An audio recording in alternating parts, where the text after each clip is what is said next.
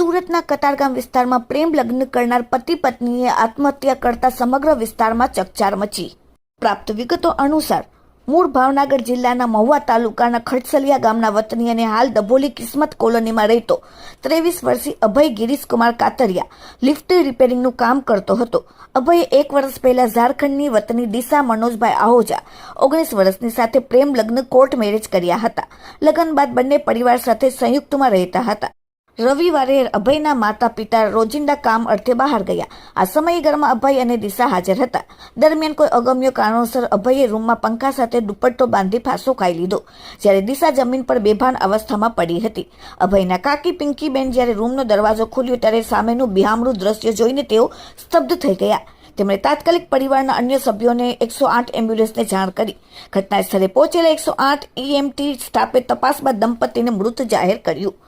આ ઘટના પાછળ સૌથી મોટો કરુણ વળાંક એ છે કે શનિવારે જ આ નવ દંપતીના લગ્નની પ્રથમ મેરેજ એનિવર્સરી હતી।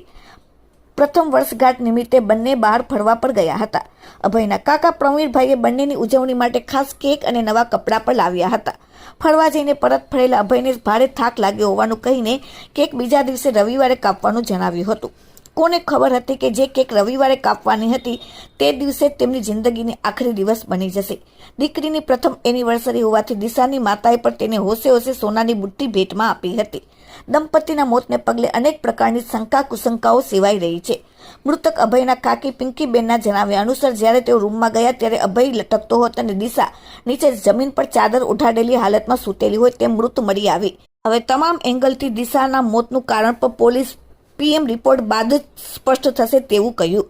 કતારગામ પોલીસના જણાવ્યા અનુસાર ઘટનાની ગંભીરતાને જોતા પોલીસે તરત જ મોબાઈલ ફોન કબજે લીધો। ફોન કોલ્સ અને ચેટના આધારે કૌટુંબિક વિવાદ કે અન્ય કોઈ તણાવ હોય કે કેમ તે દિશામાં તપાસ શરૂ કરી છે। હાલ તો મોતનું ચોક્કસ કારણ સ્મીમેર હોસ્પિટલમાં પોસ્ટમોર્ટમ રિપોર્ટ બાદ જ જાણી શકાશે। Bureau report, daily India TV, Surat.